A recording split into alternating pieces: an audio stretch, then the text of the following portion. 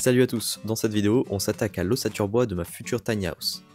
Pour ça on va réaliser un pan, 2 pans, 3 pans et même 4 pans. Et on va s'aider d'un peu de vis, encore un peu de vis, ok beaucoup de vis. Je vous mets un petit teasing et puis on s'y met.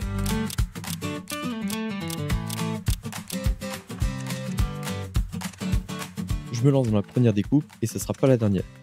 Je commence par le bas du premier pan qui va me servir de base. D'ailleurs, je vais tous les construire un par un sur la remorque qui a déjà été mise à niveau, comme ça va simplifier le travail. Ok, alors j'ai symbolisé les autres pans de mur, comme ça je peux vérifier que c'est bien adjacent.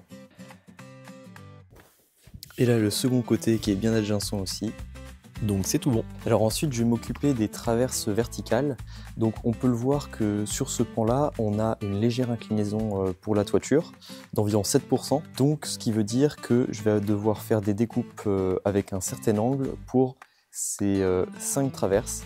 Donc c'est parti, je vais essayer, c'est la première fois que je fais ce genre de découpe, on va voir ce que ça donne.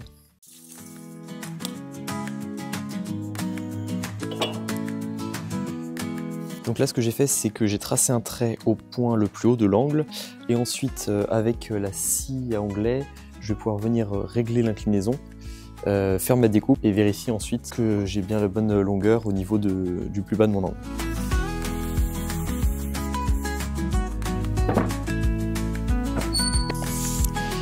Du coup de ce côté là on a bien 2936 comme la cotation. Hop, je la retourne. Et là on a de l'autre côté la bonne cotation aussi, donc l'angle est bon. Bon, je me suis peut-être légèrement avancé en disant que l'angle était bon. En fait il faut partir du point le plus bas pour arriver vers le point le plus haut, donc j'ai juste inversé. J'ai recommencé, j'ai fait toutes mes traverses et j'ai assemblé. Ensuite, avant de fixer définitivement, on a vérifié que les menuiseries rentraient bien dans leurs emplacements prévus, puis on a commencé à visser. Pour construire les différentes parties des murs, l'élément clé, ça sera la précision pour que l'assemblage se fasse nickel. Donc c'est essentiel que tout soit bien droit. Pour ça, on va utiliser une équerre et reporter toutes les codes des plans sur la structure. Maintenant, si on regarde de plus près les vis que j'utilise, il y en a 3 principales. La première en 6 par 90, donc 6 mm de diamètre pour 90 mm de longueur, sert à fixer les petits montants des murs. Pour les grandes traverses verticales, j'utilise des vis en 6 par 120 mm. Et quant à la dernière, en 6 par 180, je vous expliquerai son utilité un peu plus tard dans la vidéo. Donc là, si vous avez bien suivi, c'est de la 6 par 90 qu'on utilise pour fixer les petites traverses, appelées trésillons. Et là, c'est de la 6 par 120 pour les grandes traverses. Ici, 6 par 90 et là, 6 par 120. Bon, on s'est plusieurs fois trompé.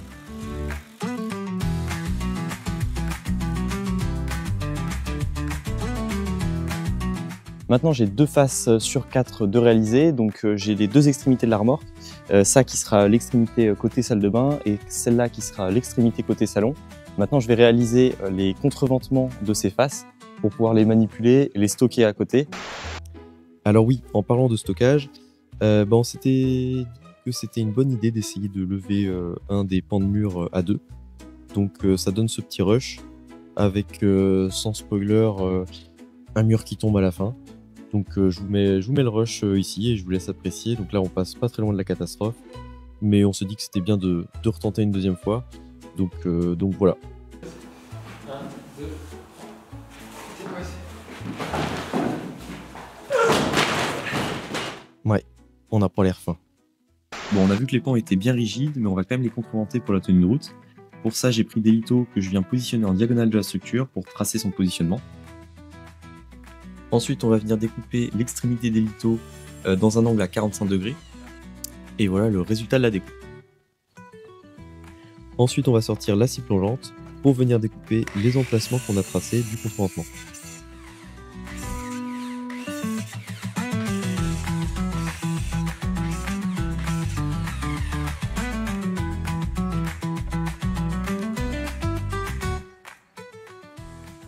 On va ensuite, à l'aide d'un ciseau à bois, venir enlever le surplus. Donc ça c'est exactement comme dans la précédente vidéo, que je vous invite à aller voir si vous voulez un peu plus de détails.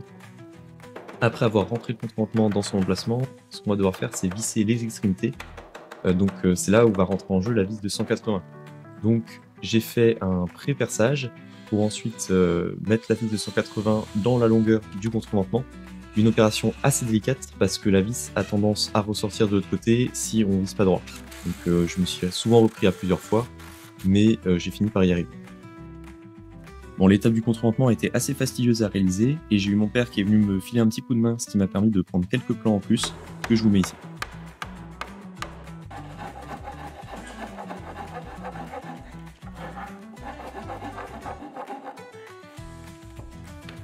J'ai un petit peu moins en force que tout à l'heure quand même. J'ai un petit peu moins en force que tout à l'heure quand même. Bon, je rigole, il m'a fait du super bon boulot. Et comme ça, nos premiers pans sont réalisés. On les a stockés sur le côté pour pouvoir passer au pan suivant. Donc globalement, après, le travail est assez répétitif. En fait, il faut que je fasse ça pour chaque pan. Il y en a 6 en tout.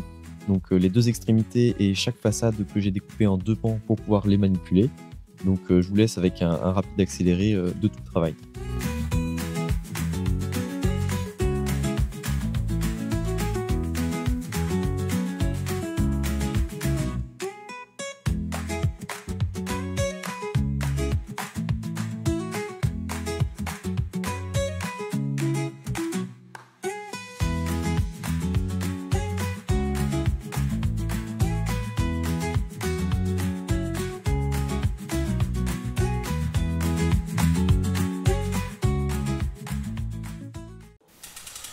Et maintenant que tous les pans sont prêts, arrive enfin le jour de l'assemblage.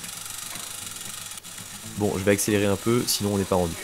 On a donc levé les premiers éléments grâce à un palan, puis une fois ces 2 premiers bien fixés, on a enchaîné avec le reste de l'ossature.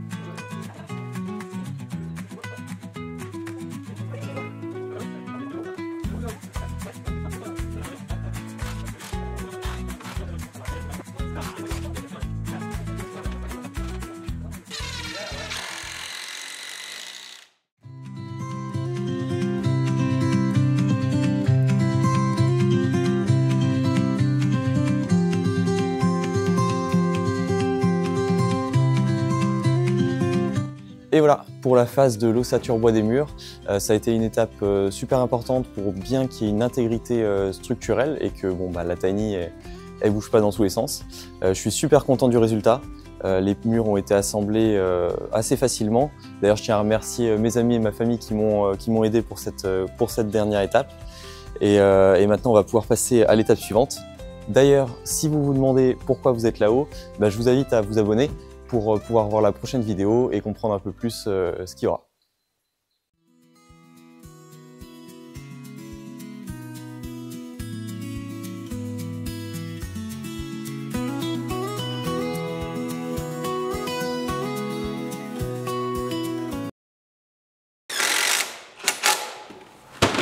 C'est juste pas droit, mais c'est pas grave.